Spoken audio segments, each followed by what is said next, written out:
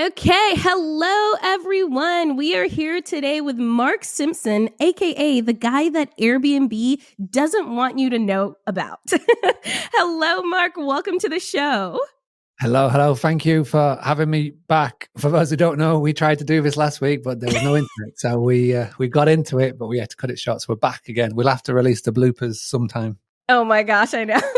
It's okay. We're making it happen. Also, people might notice you are not from the US, and I'm not from the US too, but you actually sound like it. So tell everyone where you're calling in from. So I'm calling in from a little city called York in the United Kingdom, which is funny because I say that I'm from York, and everybody just naturally assumes in America that means New York. Yeah. It's the old York, the one that's in the UK. But I'm born and bred from Yorkshire in the United Kingdom. And it's crazy. I started doing the podcasting like 8 years ago, and I never thought that 8 years later I'd be still doing it and people would be tuning in and be speaking to people all over the world. So thank you for having me. Okay, you're like an OG podcaster though. I didn't even start listening to podcasts until like 4 years ago. That's crazy. Well, do you know what's not crazy? Is that in 2010 I got into podcasting, and I used to, and this is before Boostly, this is before kids, I used to do a weekly podcast talking about football, aka soccer. And about my football team, Liverpool. So I love podcasting. I've been doing it since we used to have to, so back in the day before Zoom, we had to do Skype calls and you had to VoIP record it onto something else to get it up into the world. Oh my gosh. I'm all aboard the podcast train. Technology has changed. So that is, it's kind of like a radio show, which is super fun, I love that we can do this so easily now, and you can just kind of tune into the different radio shows that you want, right? Yeah, and the cool thing is now is that it's all video as well. So then, I don't know about you, but I don't listen to podcasts on Spotify. I watch them on YouTube, and I have YouTube Premium, so I download them and then I can listen to them in the car. So I don't have the video on, but I'll listen to them because I can. So that's how I tune into my podcast. Like my podcast list is on YouTube. There's only one podcast that I actually listen to, and that's a Skift one, which is an industry specific. It's called Skift Daily, and every day they pop in with 5 minutes of the latest news in the world of travel and tourism and hospitality, and that's where I got all my juicy gossip from. Well, so I'm a big podcast listener. I love YouTube videos, but I tend to listen to them more instead of watching Netflix. I'll watch a YouTube video, but I love especially the ones that are really well produced, because eventually I want to have a podcasting studio and I want people to come live and all of that stuff.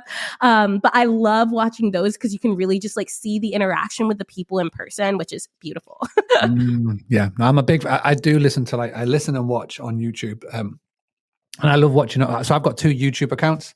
I've got one, this is the Boostly one, where I have my industry friends and ones that I follow. And I've got another one, which is where I have all the other business ones. So on or just other content creators. So I'll have Colin and Samir, which talk about content creators.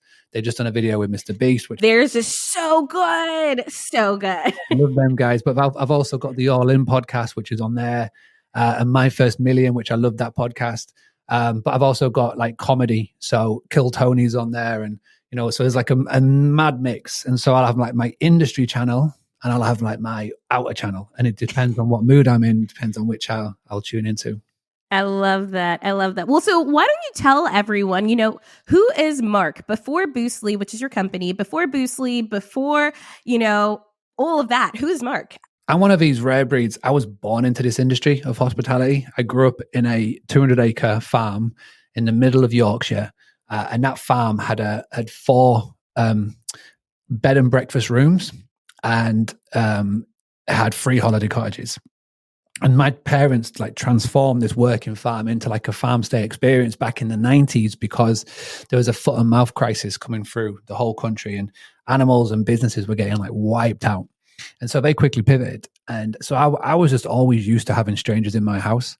I always joked that when I started going to friends' houses, when I started going to school and I'd go to a friend's house, I was looking around where is everybody? There's nobody here. It's so quiet. Just so I was so used to the hustle and bustle of it. And, I'd get my pocket money by making beds at the weekend, by doing evening meal and breakfast and all of the things. And yeah, I spent my whole teenage life trying to escape hospitality. I wanted to become a soccer player, football player, but there's this one problem. I'm crap at playing football. So Oh gosh. I pivoted into coaching. Started doing coaching, got really good at coaching and got my badges, qualifications. And then in 2002, I applied to go to America for 6 months. So I got the H1 visa, and you could go over for 6 months and then come back to the UK for 6 months. And I landed in Memphis, Tennessee in June 2002. And I absolutely loved it. You know, I was positioned every couple of weeks. Would change where we were positioned, and would either work at YMCA camps or Marine bases or just local youth organizations. And we'd come in to coach the kids, but also coach the coaches.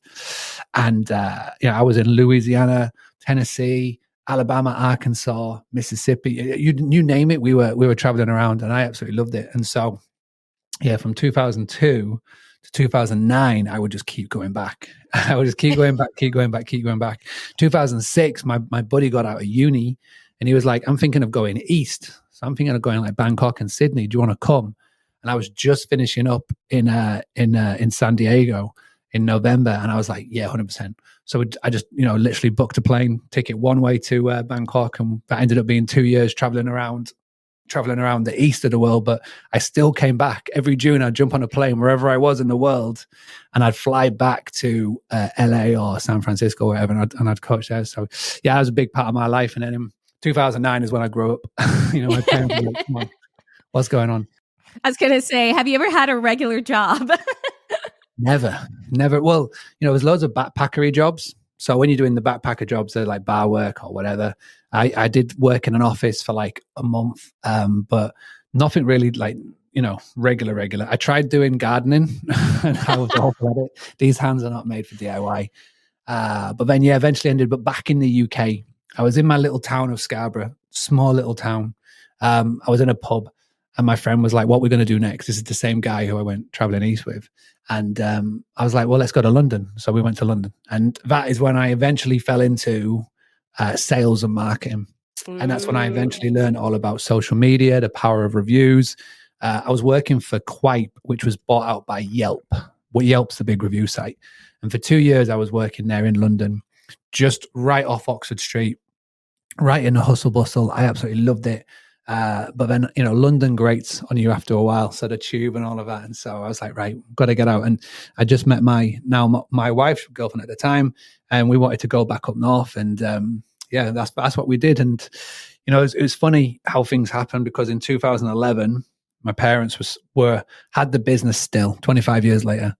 And they were talking to me and my partner to say, do you want to come into the family business? Because I'm the eldest of 4. And my younger siblings were like, nah, we want to go traveling. We want to do teaching. We want to do whatever they wanted to do. We wanted to do their own thing. But we were ready to settle down. We're just about to have our first child. And we did. And we came back into the business. It dragged me back hospitality full time. And since reluctantly. Kicking and screaming, but here we are. But 2011 came in, and my role was to take everything that I learned at Yelp with sales, marketing, social media, all of that, and put it into this business that was 25 years of offline word of mouth and marketing. Like, they didn't have a website, they didn't have a PMS, they didn't have anything. And so I did that, and it went really, really well. We basically grew this business to be one of the most followed local businesses on social media. Our TripAdvisor page, which, this is when TripAdvisor was a thing, was the top 3 in the whole county, the whole state. And around 70 to 80% of our bookings were always direct of our total revenue. And this is like a business that was about $300,000-$400,000 a year in revenue. So it wasn't massive, wasn't small, just middle of the way. Yeah, I mean, that's still amazing. A lot of people, struggle to just get to the 100,000, 200,000. So even like, especially too, that's like in the middle of nowhere, UK, It was, yeah. So it's not like we're spread around different states. We weren't like, there wasn't any tactical air DNA buy-in, I'm going to do my deal analysis and all those cool things. It was just, no, this is the farm in the middle of nowhere. This is what it was, right? It was an experience day. But yeah, we made it work. And 2016 comes along, and I was chatting to a friend. I was at a Liverpool football game. I was in the pub, and a friend said, have you checked out this guy called Tim Ferriss? And I was like, nah, never heard of this guy called Tim Ferriss. He said, check out this podcast. He was just on a podcast with Jamie Foxx. So I listened to it on the drive back and I was in love. I was infatuated. Who is it? And over the course of the rest of that year, I just deep dived into all of his books, all of his podcasts, and I became infatuated. Learned about things called virtual assistants, 4-hour work week, all of that. And I was able to implement virtual assistants into our family business. And, again, parents were like, what, virtual assistant? Because I grew up in a world where everybody wears the busy badge on their sleeve, Yep. Like they pride themselves at being busy. And to ask for help is like a sign of weakness. And I was like, nah, I want to actually have this thing called spare time, see the kids and see my wife and stuff. So I did that, brought that into play, which was great. And it ended up sacking myself from our own family business because there was like nothing left for me to do, really. Also, for anyone who doesn't know, sacking just means firing himself. Thank you for being the translator. I think it's okay. I've got my British lingo. When I come to America, I think I need you on stage to be that translator. Because I say things on stage when I come to America to talk, and I know that people are just looking at me blankly, and I'm just like, is this not hitting, or are they just not understanding me? So see, I will still never forget when we were at the Airbnb for the STR Wealth Conference, and they asked for like chips, and you got, what was it, chips and salsa, and you brought a packet of crisps, like a packet of Lay's crisps, and I died. I know. I've never been so confused, insulted, and embarrassed at the same time in a combination of things, but it was fun. Oh, gosh. But yeah, so in 2016, once we did that, I started to go to some hospitality tourism meetups just because when you're working on a business, it's so easy just to get inside your own bottle and in your own bubble and just think that everybody's doing what you're doing. So I wanted to see what others were doing. And at this meeting, there's like 100 people. And at this specific meeting, they meet up every 3 months, but at this specific one, it was, again, it was a matter of coincidence, a matter of fate. They were talking about marketing. And everybody was sat there. I was at the back. I was a little quiet. I was like, I just want to see what's going on here. And they're all bemoaning the fact about Booking.com and Airbnb and Expedia Group and yada, yada, yada. And I was just like, I just put my hand up and I was like, well, what are you actually doing to bring your own bookings in? Like, are you doing X, Y, Z? And they just looked at me blankly. It's like I've just said sacking in front of a hall. And I said, well, this is what we do at the Granary and this is what we've been doing. And, they're like, oh, that sounds cool. And I said, well, would you like me to show you for free? Like, I'm more than happy. Come around to the business one night after we finished the evening meal, after we finished the restaurant, and I'll show you what we do. And 5 people, that was 100, came up. And those are the first 5 people I ever taught. After that, I went to the local council, the local tourism board, and I just said, is there any training for these hosts? And they're like, no, we've got no funding, there's no budget. So I started to look on the world, the wider web, and I saw there was a few people, but what they were talking about was so outdated. Or they charged a massive amount of money just to, get the work done from. So I created a Facebook group called the Hospitality Community, and that group is still active to this day. And every day in that group, I just showed up and I just gave help and advice and answered questions and whatnot. And it was truly only designed for Scarborough and Whitby. In fact, when I first created the Facebook group, it was the Hospitality Community for Scarborough and Whitby. But like with social media, if something works, word spreads, right? And I started to notice that people were trying to join the group from further afield, and in Scotland, and then Wales, and all of a sudden Ireland, and then there was like expats that were in France and Portugal and Spain, and then people from Australia and America and Canada, and I was like, what's going on here? And then 1,000 people had joined that group, and they were all coming in asking questions, and it got to a point where my inbox was so full, I was answering more questions from hosts than I was from our guests. And I was like, this is crazy. This is mad. And so my wife came up with the idea for the name, which was Boostly, because I wanted to call it Boost Hospitality. But she said, no, that's crap. Call it Boostly. Honestly, that's so good that you had her, because I'm not good at naming. Like, naming is not my forte. And so the fact that you had her to kind of tell you, like, no, let's make it short, make it snappy. Yeah. And the domain was available and the trademark was available and all of that. I was like, right, let's do it. Let's go ahead, create it. And I came back into the Facebook group and I said, right, what I'm going to do is I'm going to record me doing everything for my business over the course of the next week. I'm going to place it on Thinkific, which was a course creation site. And I just need some guinea pigs, some betas to see if this works. Again, like 5-10 people put their hand up. They were the first 5-10 people to test it, and that was what was known as the Boostly Academy. And then over the last 8 years, it's evolved, it's pivoted, it's changed so much, and now we do website design. We've got the coaching, the masterminds. We've got a CRM, email marketing, social media scheduler, huge community, and it's grown crazy. It's like 2,500 customers. We're powering 10,000 listings with the websites, and last year we did $62 million in tracked direct bookings from the websites that we've been creating. So it's been a crazy ride, and now I get to speak at amazing conferences, events. I get to write books, and yeah, it's epic. I love it. That's amazing. So there's literally so much to unpack here. So let's go back a little. So the first thing I want to touch on is what people don't realize for most businesses, like the core things that drive anything are sales and marketing. Like they really are. And like Airbnb has simplified it so much. It was so funny. I was talking to Hillary. She was one of the guests on this podcast, and she started as a host, right? Technically before Airbnb, before any of that. And I was like, oh, where were you getting your guests from? And she was just like, Craigslist. And it's like, yes, there are so many different avenues and ways to market. It's not just Airbnb and VRBO. Airbnb and VRBO and Booking.com, and all of them have simplified it, and they've taken away the work, which is really nice. But that also means you're dependent on those platforms, right? You're not dependent. You're not really building yourself a proper business. Yeah, it's mad because there's no other industry like it where you can just start a business, okay, and then you can go and take a couple of pictures, upload those pictures on a website, and be pretty much guaranteed revenue.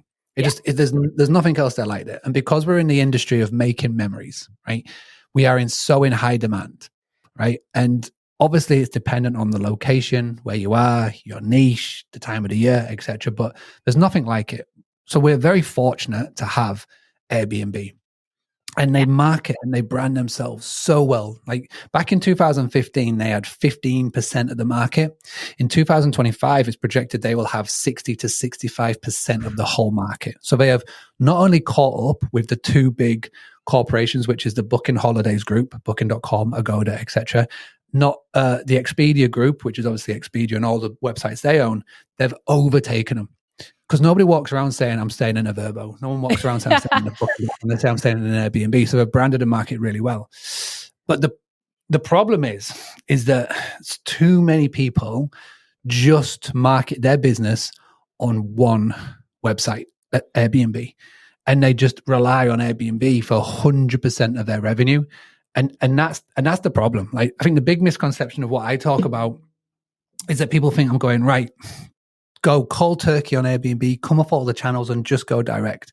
It is as dangerous being 100% direct as it is being 100% Airbnb, because what happens if, for whatever reason, your bookings dry up? You need to be multi. So my whole method and my whole thing that I talk about is having multiple marketing strategies for your business. So it's not just Airbnb. You're going to do Verbo, Booking.com, and I've got this training to show you all of the niche sites that you could be tapping into, as well as having direct, as well as having everything. And I think that's the thing that so many hosts don't realize. And I feel like since 2020, since this industry has really ramped up, especially for a whole load of new investors, I think this is why my message is just sort of hit at the right time, at the right place, which is why I've had these phenomenal opportunities to still travel and still travel the world with the wife and the kids and get to speak at amazing places. Yeah. Oh, I love that, because this is a perfect segue into, I want to talk about how you do travel with your wife and your kids. And I love, the thing that I really admire about you is that is your main priority, right? It's like time with the family and bringing them along on the adventure. So can you kind of explain how you have done that and how you kind of built your business around your family? Yeah, 100%. So I think the context is, before I met Laura, I was doing a lot of traveling. I've been very fortunate to travel all over the world, pretty much every continent. And before I met Laura, she also was doing a lot of traveling. She was British, but she was born in South Africa, lived in Saudi, lived in Egypt, did ski seasons in France. So we both have that traveler mindset. We're not somebody that wants to stay in their bubble forever and, just stay there. And that's important. When we had kids, all of the family were just like, right, that's it.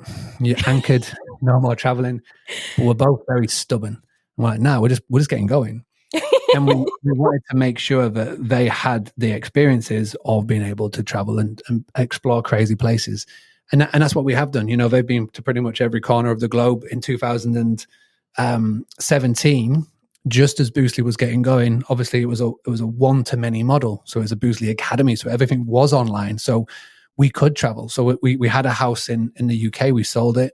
The money that we made, we basically booked a one-way flight to Thailand, and we basically got the kids and we went. So they weren't school age; they were little, and it was just easy to do. And I was able to run Boostly while traveling that. So we did Thailand, and we did Cambodia, and we did Bali, and we did India, and and we came back, got a bit of money, and then went again. So it's something that we've always done. And Boostly was created with a family first mantra behind it. And because when we're working in the business, in the hospitality business, we were very much chained to it because it's a seasonal business. So you were there for 10 months and then you had 2 months to go and travel and do all the cool things. So when I started Boostly, it was that in mind. And it was very much geared up towards family first. So I want to make sure that I'm doing 99.9% of the school runs. I want to make sure that I'm here as much as possible. I don't go to every single conference. I don't go to every single event. I don't go to every single opening night or anything like that. I just go to a very specific few that will help move the needle. So that's very important. And when I do go, the rule is that either the next week or the next opportunity that we can do it, that we will have our own experience afterwards. And it's being key. And that's how Boostly has been created all around that. It's the family first one, because there's so many companies that are just created and they build it around the business first and then the family comes second. I've flipped it the other way, and the growth has been very slow. It's been very restricted, but it's been done organically and in my own way. So yeah, we could have doubled and tripled and done as loads more in like the first couple of years, but it's been done like this. It's been done on purpose so that it never has taken over the family time. I love that. And, it's so important to show that, because we as entrepreneurs, we get into it to give us more freedom, right? But so many people build these businesses and it just restricts them, and they feel like they can't go travel. They feel like they can't go leave the business. So it's like, at that point, what are you building this for? This is the same with like getting real estate, getting a business, whatever you end up doing. Make sure that you're actually crafting it around your life. So even like the way that I'm building Wanderlust Wealth Academy, it's like adventure and travel kind of comes first, right? Like I'm not going to stop traveling. I'm not going to stop doing that. And I want that to be very much a part of the community, about eventually start adding in retreats. So it really just kind of combines my life with the business, but you can do it whatever way you want it to do it. Like, yes, there are frameworks, but at the end of the day, what do you want to do? It's your business. What do you want to do with it? Yeah. I think there's a Simon Sinek book is like about finding your why. And I think that's really important, is that you got to figure out, because there's loads of ways to do this. There's loads of ways to have a living. There's loads of ways to pay the bills. There's loads of ways that you can bring income in to support your family or your lifestyle. You just got to do it on your terms. And yeah, there are frameworks and there are rights and wrong ways of doing it. But for a certain point is that you can take it all as advice and then run it through your methodology, how you think, how you want to act, how you want to be, who you want to be, and how you want to do it. And this is why I'm a massive fan of what you're doing. And I've told you this many, many, many times, is that there are so many different ways of doing it. And you're just sort of going, well, no, I'm going to do it like this. Like when you were speaking to your parents and they were like, oh, I've generated this much from real estate and from my coaching and stuff. And they was like, oh, so I guess you're going to stop traveling now. You're like, no, I've done this while I've been traveling and I'm going to continue to travel. So yeah. It's awesome, because we're very fortunate in this time that we live now. There has never been an easier way to generate wealth, how we're doing it. Like we're speaking now on StreamYard, we're speaking with internet, and it's like we can create a business virtually and without having to be in offices and the traditional way that maybe our parents were used to. And we're very lucky for that. And so it's amazing that we are able to do it, and we can build this around our own ways of doing life. Completely. And I mean, I will say, as much as I love, like, technology has been awesome, you do kind of get burnt out after a while of just like being on screen. So how have you balanced that as well? Yeah, and it's a lot of testing. Like when I first started Boostly, I thought, right, I'm going to follow the Tim Ferriss mantra. I'm going to get up at 4. I'm going to work 5 hours and I'm going to stop at 9, and then I can spend time with the kids and stuff. So that didn't work. That didn't work. But it's like tweaking it and testing it. And why didn't it work? Well, getting up that early in the morning, for one, having young kids that don't sleep in the night, I was just always tired and I wasn't doing it right. I mean, and I was trying to make it harder than, and you know, again, on reflection, I was trying to make it really hard for myself. Just because I thought I should be the Tim Ferriss get up at 4 a.m. sort of guy when it wasn't for me, wasn't for my family. Because again, context is you look at these guys doing these things, but then they haven't got kids. They haven't got all that things going on. They haven't got all the other context that's happening, you know? So again, I looked at it, tweaked it. And when you first start a business, you have to be the generalist. You are doing everything yourself. You are doing the sales, you're doing the admin, you're doing the customer support, you're doing everything. But as you grow and you establish, you could get a bit of extra revenue. So then you can start to create jobs. Like whether you start by outsourcing or you bring a partner in, whatever you do. So as Boostly has grown, you know, I started by hiring my first person back in 2019. Now we've got 60. I've got an MD now, and they take care of majority of everything. Really, it's enabled me to start up other businesses. And it's enabled me to be able to have a very, very cool calendar. So now the way that it works is that it truly is around the family. So I only work Monday to Wednesday.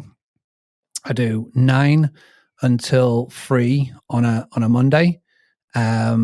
And those, I was saying off air, like those are my days where I do my calls. Like I got calls. Like I'm now the CEO of Boostly, and most of my day is on calls, whether it's with partners, potential partners, with the team, etc. So that's what Monday is, or listening to Fathom calls of like calls recordings from like etc. Yeah. Tuesday I work 12 until 3. And then what I'll do is I'll do 8 when the kids are asleep, 8 until 10. So I've got the nighttime slot where I can speak to people in America, etc., do podcasts and stuff. And then Wednesday, the same. Thursday, Friday with the baby. So basically with the baby, with the wife, because kids are at school. And Friday's daddy-daughter day. So I spend time with her. Thursday is a reactive. So if there's anything that is massively urgent, or if I've just got a very big to-do list that just builds up, then Thursday I'll jump on and do some reactive stuff. But yeah, it's a very, very cool calendar, and it's I've been able to get that because I've been tweaking and testing a few things, and now I've got staff and team members that can do majority of the customer support. They do the sales, they do all of the things. Yeah, I love that you have a day for reactive stuff, because I think especially when you're starting reactive, you're always in reactive mode, right? Like, and you're really not thinking about the high level things that are actually going to move the business. You're just constantly reacting and putting out fires, which is not actually always the best use of your time, but it feels so dire in the moment. And it's so hard to like pull yourself back from that and really, because a lot of things really aren't gonna like destroy the business, you know, like a lot of those small reactive things really aren't gonna, like, they can wait a day or two and it's not the end of the world. Yeah.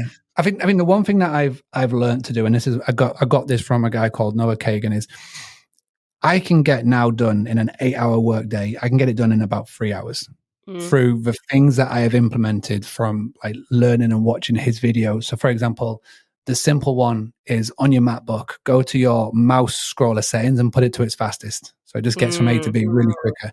Number 2, having a set time where you look at your emails, right? So don't check them all the time because it takes you out of whatever you're doing. To say, right. And number 3, turn off all notifications. I just did that. Yeah. So there's no MacBook notifications. So you don't get Slack, email, none of that. And I've done this since 2018. This is why, for me, it's just the norm now. When I see other people's phones and I see like 10,000 unread emails or all these notifications, I get the jitters. I just don't see them. And so I go to them in my own time, not the other way. And like recently, what I've done this year and I'm experimenting with is I've deleted all social media apps from my phone, and I do one post a week, which is like the week in the life. And when I do that post, I'll download them for like half an hour on a Saturday or half an hour on a Sunday. And then as soon as they're posted, they're gone. Yeah. And that's been good because I did feel under pressure to create content every day, like a story or something like that. And I was just like, again, it just takes you out of your flow or your vibe or when you're with the kids, etc. And again, the context is like, I couldn't have done this back in 2016. I couldn't have done this back in 2017. My calendar, the way that it is, there was just too much that I needed to do when starting up. But once you start hiring and you're in this position, you've got your virtual assistant, you've got your assistant that's helping you. It's like alleviating, and it's like opening Oh, yeah. Like, once you pop, you can't stop. And so it took me years to get that first hire. It took me weeks to get the second. And now I'm very fortunate. We've got, 60 people that are doing and running this organization, which is Boostly, because now it's multi 7 figures a year revenue business. There's a lot of going on. There's a lot of moving pieces. And I need people to help me. And like my role now as a CEO is to think the bigger picture stuff. It's like planning for 2025. It's thinking about what we're going to do in 2026 and how do we get there and what we're going to do and all those sort of things. So that's why I need my quiet time. The reason why Tuesdays and Wednesdays I don't start work until 12 p.m. is that on a Tuesday and a Wednesday, I go to the gym and then I sit in a steam room for like 30 minutes. And that's where I totally switch off. I just think and I just let the ideas come to me.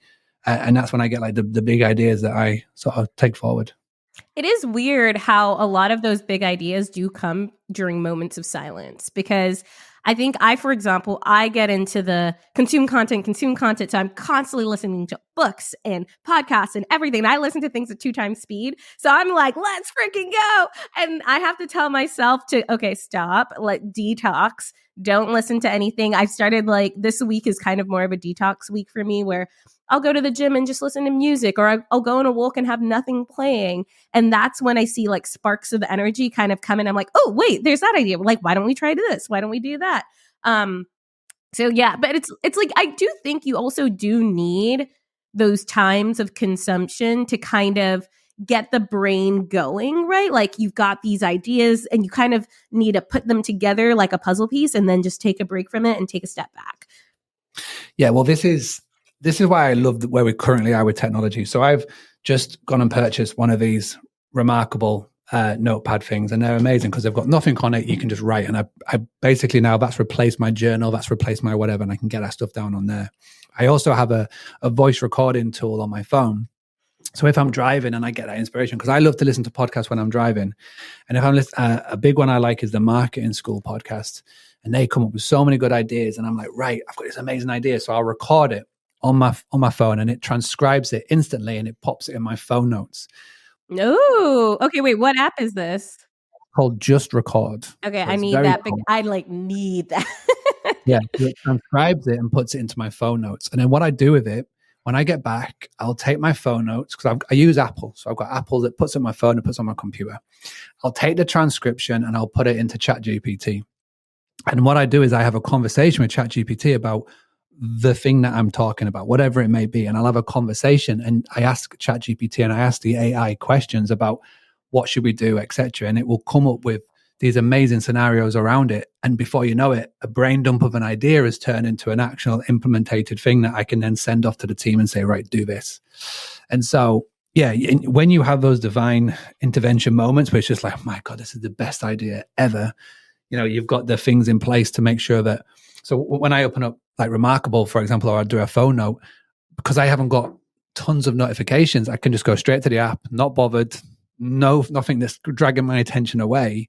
Because if I open my phone, if I saw like 10 notifications with questions or a WhatsApp or whatever, my brain will go, let me go deal with them first before I come back to this thing that's top of mind. And by the time I come back to recording this voice note, I'll have forgotten what it is. Oh, same. Have the things in place to just make sure that you can work smarter, not harder, basically.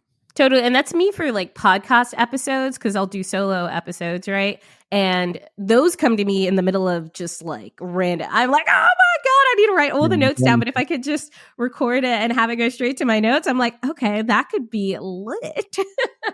Yeah. So I have my phone notes is very structured, very organized. It's like, wow. I've got my main notes one, which I've got dates on. Those are the dates that I have to do something. So for example, I'm looking at it now. I'm interviewing Mike McAllowitz tomorrow, and I've got that as tomorrow. I've got to make sure these are my questions that I'm going to ask. And then I've got subfolders around it. So next week I'm doing 5 days of training, and I've got other things going on. And then one of my folders is content ideas. So basically in there is 157 notes in that one folder. And that's just when I get ideas. It could be ideas of a meme, could be ideas of a podcast, it could be ideas of a X, Y, and Z, but it's all around content. And so that goes in there. So I've got it to hand, and I've experimented with Evernote, I've experimented with any.do, I've experimented with every form of note-taking app you can think of, but I've just come back to the free one that Apple give us, and I absolutely love it. I feel that too, because I've tried taking notes like in Monday or whatever, but like if I'm on the go, notes is just my go-to. The thing is, my notes is a mess. So I'm like, ooh, I should separate it out into a content folder, because I'll usually just search for a word, right? Like of something that I remember that I wrote down, which is not the best way to do it. So I like the way you have it. I was exactly the same. And I was on a long flight with no Wi-Fi, and I just spent that time organizing. So the next time you're on a long flight with no Wi-Fi, open up your phone and organize it. Because when you do get Wi-Fi, it'll then update all of your devices. Yeah. So you can just use that time of non-interruption to be able to crack on with it. I love it. So I know for you said Tim Ferriss's work in general, I'm guessing 4-Hour Work Week. I actually haven't read any of his other, like there's like Tools and Titans or something like that, right? So the Tools of Titans book is amazing because he took 200 of his best episodes from the podcast and turned it into a book. So imagine like interviewing Arnold Schwarzenegger, like it separates from health, wealth, and those sort of things. And that was a really good book. I loved that one. And that was a big inspiration for my first book, the Book Diet Playbook. Is I took 100 tips and I put it into like little playbooky, like bite-sized type chunks. And that was a big inspiration from him from that book. And he's got Tribe of Mentors, and he does, he's got tons of other types of books. But the 4-Hour Work Week, I think, is one that he's best known for. So what's the process like for writing a book? Because I know future Olivia definitely wants to write a book I also know how difficult it is to write a book. I've heard from everyone how brutal it can be. So it's just for anyone who knows, writing a book is not easy. It is more of a labor of love than anything else. So I actually found it all right. And I'll tell you for why. So I love this. So I joined a course. So there was a company in the UK, and they do book writing courses. And there was like 5 of us on the call. Every week we'd tune in, and they broke down how to write a book. So all the steps, all the stages, etc. And I just followed it. It was very simple. So basically you put together the skeleton of the book. You use Google Docs and all of those things.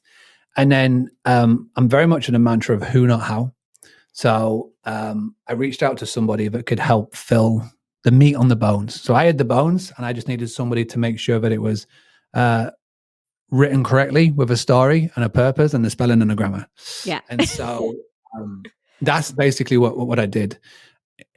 I used that method, and I see now how so many of these big entrepreneurs that have got all these books out, how they do it, because I've seen behind the scenes of what they do. I know that most of these big authors, like, your Tony Robbins and whatnot, they never write their books. They literally put together a framework, the skeletons of it, the idea of it, and then they'll get somebody to come and fill out the words, like a copywriter or a story writer, etc. So that's what I did. If I was in charge of doing 50,000 words, I think I probably put down 20 to 30,000 words. And then somebody took that and was like, right, I'm going to take this absolute mess of a writing and I'm going to put it in something that is actual readable and succinct. That was the first one. But there's a really cool way of actually getting started without having to put together 50,000 words.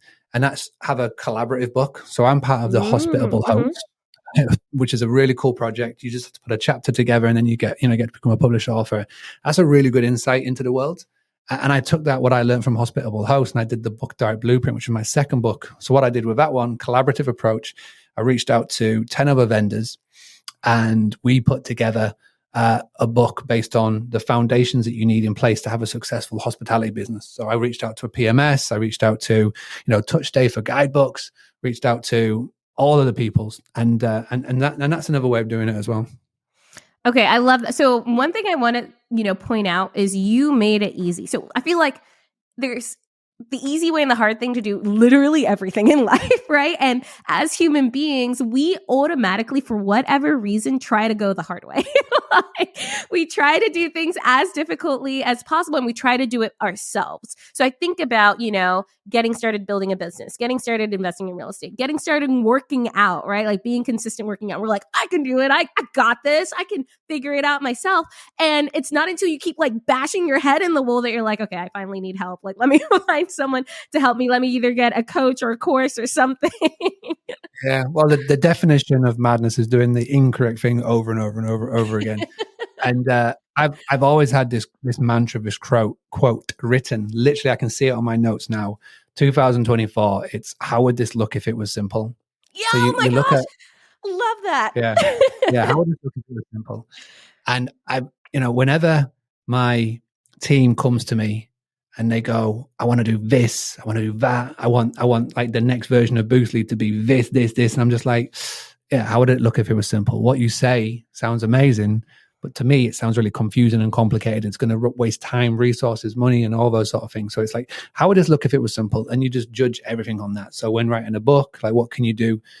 Who, not how, again, is a big part. Like, who can you help to make you do this? So people go, right, I know I need to do all of these things, right? I got to, whatever it may be, right? It could be get a six pack. It could be go to the gym. I want to like define my muscles, etc. Who, not how. So who can help you? Whether that is in person, so a PT that's at the gym that helps, or is it somebody online, or it could it be whatever. Now you can even add in AI to it. So can I get an AI to create me a meal plan that can create me a fitness plan, X, Y, and Z? But instead of like you trying to figure out yourself, there are so many amazing resources that are out there right now that can help you, and the people that can help you. And the beauty of the internet, you can go onto a site like Fiverr, Upwork, onlinejobs.ph, and you can find such skilled people all over the world that can help. Doesn't matter what your budget. If you're starting out and you really can't afford that much, you can find people in like Bolivia, in Philippines, in Venezuela, in wherever that, really quality people, but because of the cost of the living out there is seriously reduced, they can charge you a lot less than if you're going to find somebody in, a Western country like America or UK, etc. Completely. Honestly, also, that should be the name of your next book. How would it look if it were simple? But like, I feel that so hard. So my mantra lately is like, this doesn't have to be hard. Let it be easy. And every time I write that in the morning, I'm like, like, that's so true. Yeah. Anytime I feel like resistance around something, I'm like, okay, this doesn't have to be hard. Let it be easy. What would it look like if it were easy? Right. And that's just not most people's like automatic inclination. It's that it's gotta be hard and you gotta slog through it. And for me, I don't know. That is not my vibe. It sounds exhausting. Yeah, because like, I think a lot of people, especially depends how you grow up and like the impact around you from growing up and influences, etc., is that they did grow up that way. They didn't ask for help because asking for help was a sign of weakness. They wear that busy badge on their sleeve. When they're meeting with a friend and they haven't seen that friend for 2 months and they go, "How are you?" They go, "Oh, I'm busy. I'm so busy." Right? I love to say that, but I've always said like, busy is a choice. Busy is a choice, right? And there's times in your life, and Hormozy calls it, career. There's times in your seasons. He calls it seasons, sorry, where you will have a very busy season. And there are times when you won't. So there's like a stretch and there's like a slow, right? And sometimes you've got to go all out. Sometimes you have to be busy. Sometimes you have to go on that slog, but you can't do it all the time. Because if you do it all the time, you'll burn out, you'll stop, you'll hate life, and then you won't do it. So you've got to be able to balance it. And that's, that's just where I'm at. I'm currently in the middle of my own busy season. I'm starting up several businesses at once. I've figured out, I've come the other side of the matrix and I know how all this works. And I know how to start businesses and partnerships and all that sort of stuff. Mm-hmm. And I'm in a very busy point in my life, but I know that there will be very soon. It'll be a bit where I chill out and stop it, just to get it up and running. Give me this 90 days now, and then it'll be a bit more chilled. So I guess, why are you starting multiple businesses at once versus doing kind of one at a time? So there's a guy called Daniel Priestley that I blame for this. He was on the Stephen Diary of a CEO podcast recently. And He did another podcast with a guy called Ali Abdul. Really good. I podcast. love Ali. Oh my gosh, I literally just read his newsletter. I have his newsletter and I listened to his podcast, Right. but I sent a snippet of it to Anita and was like, "This is so good. I want to like do a whole podcast episode about this one snippet." Yeah, he is very good. But this guy interviewed Daniel Priestley. He was talking about business because he's got multiple businesses, and the way he structures businesses and buys and sells businesses is very interesting. And I feel I've got to the point now where I understand this game. Like when I first started out, I thought it was just one business, and you just obsess over that one business. But to the point now where I understand how it works, sort of behind the scenes and whatnot. And the way he described it is that when people go to Paris had the Eiffel Tower because they knew that not everybody who goes to Paris is going to go up the Eiffel Tower and spend money to go up the Eiffel Tower. When you go to Paris, they know that you're going to go and visit the cafes and the bars and the shops around the Eiffel Tower so you can get that picture of being there, right? And he says that entrepreneurs, people of influence, need to become their own Eiffel Tower. And what you need to know is that they're not just going to come visit for one thing, aka Boostly, but you need to create multiple businesses that will fit inside your ecosystem so then they can go from one to the other. So I'm just in that process now of being the Eiffel Tower. I'm that key person of influence. People will come from listening to me on podcasts or from workshops or webinars or whatever it may be, right? Interviews, speaking on stage. But when they come into it, there's multiple things that they can purchase, sign up, use, whatever it may be for that. So I'm working on a project now which helps people once they get to 7 figures in annual revenue and they want to do the scaling to potentially selling. There's a project now that I'm working on that's yet to be announced that will help them. I'm working on another thing which is for hiring, but not just hiring anybody, hiring sales and marketing people. So that's another big thing because there's amazing recruitment companies out there. I know a lot of people have started up their own recruitment companies for finding virtual assistants, but nobody I can see is helping hire salespeople for their business. Doesn't matter whether it is hospitality or what, and marketing as well. So that, and obviously Boostly, and I've got an idea for a software product as well that we're working on as well. So there's multiple things going on, but what's really important is that I am not doing the work in every single one of these. I am starting something. I'm finding my core team, my power team in each one.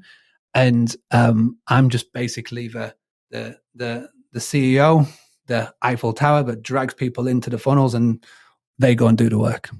I 100% feel that because I'm always thinking about my ecosystem, which is now like the Wanderlust wealth ecosystem. Right now, the big thing is coaching. You've got my social media, all of that stuff. But I already kind of have started to think about the different pillars. Like I want to do retreats. I want to do a boutique hostel, right? And like kind of build that ecosystem. But I don't want to be the person to do the work for all of them. I want to partner. Like right now, the coaching is all me. I love it. It's like what I'm super passionate about. I am passionate about those other things, but I'm definitely going to be looking for partners to bring on. So it's not just me, but I can be like the face of a lot of it, So I love that you're doing that.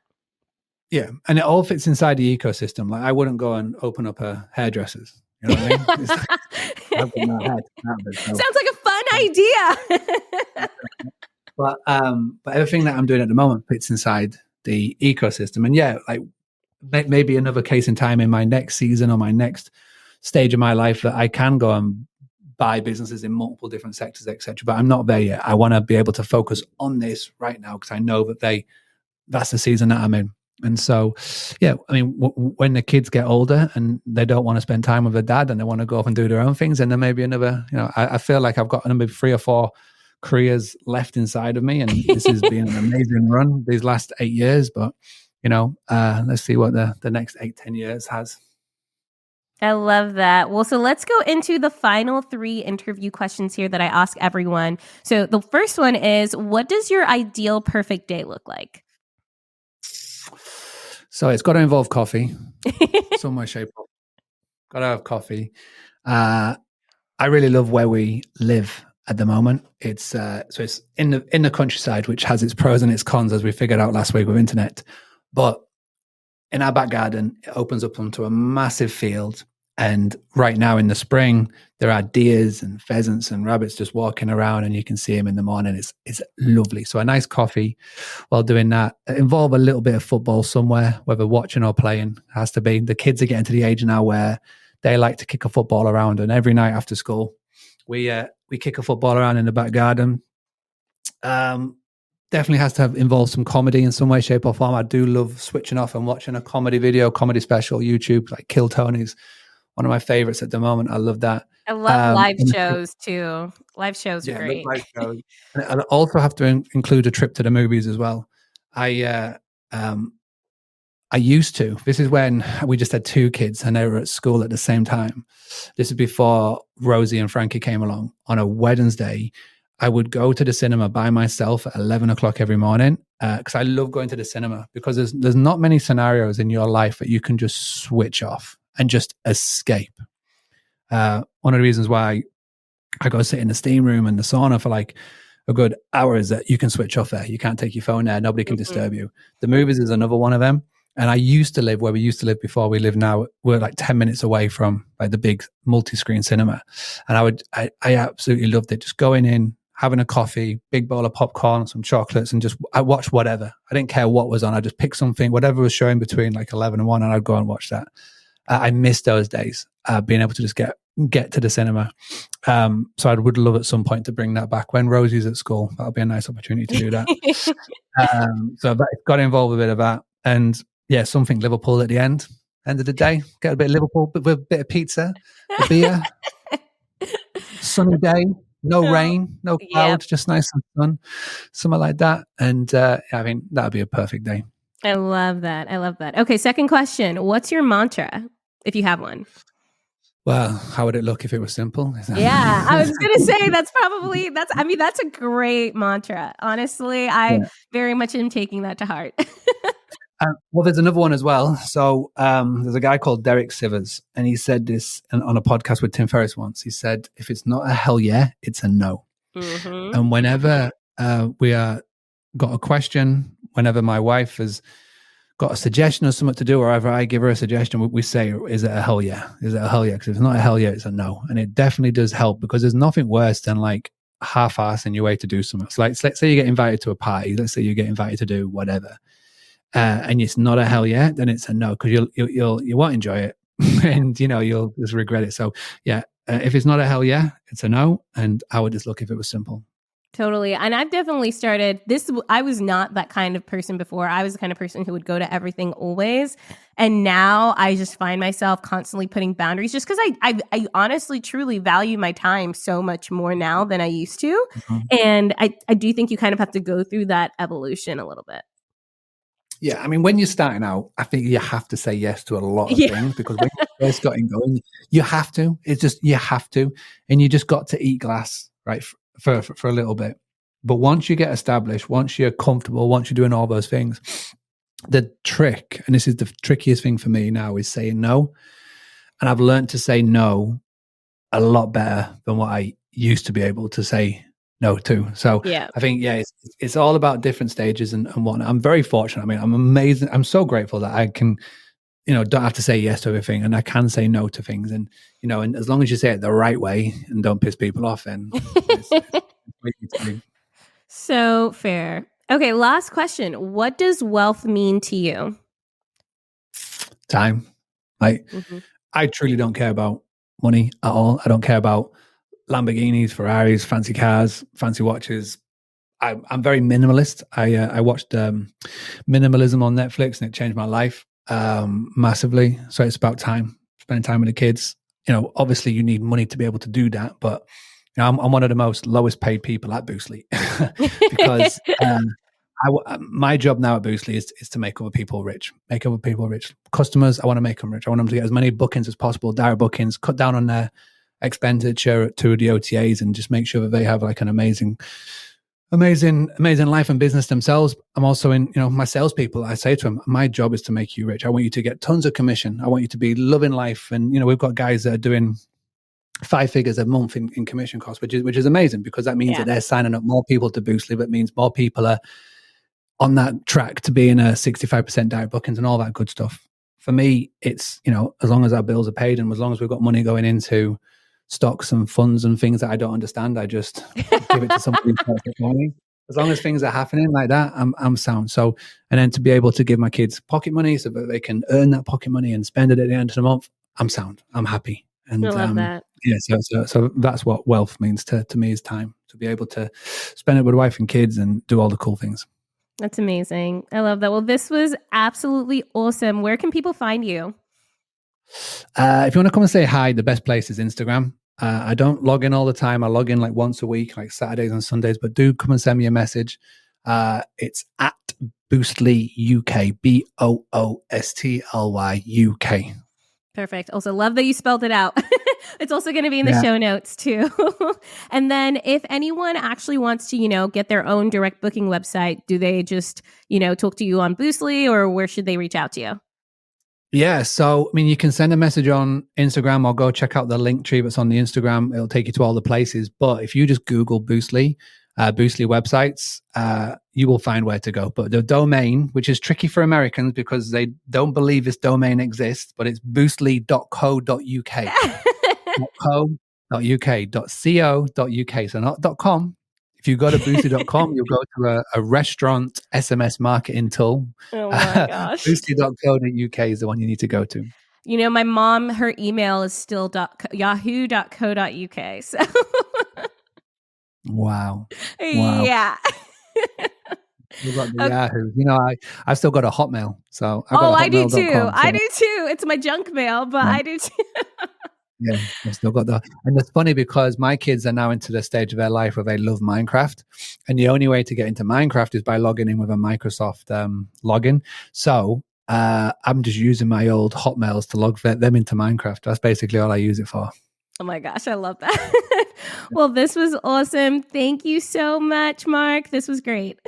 Thank you so much for listening to Wanderlust Wealth Show. Now, don't forget to follow the podcast, or if you're watching on YouTube, make sure to hit that subscribe button. If you love this episode, it would literally mean the world to me if you shared this with a friend or a family member, or literally like anyone off of the street. Like right now, go ahead, share it so you don't forget, or post it on social media and make sure to tag me. I love seeing what you're listening in on and what you resonated with, and I'm just so freaking thankful for you. I'm so freaking excited for you. I love you, and don't forget, life really doesn't have to be hard.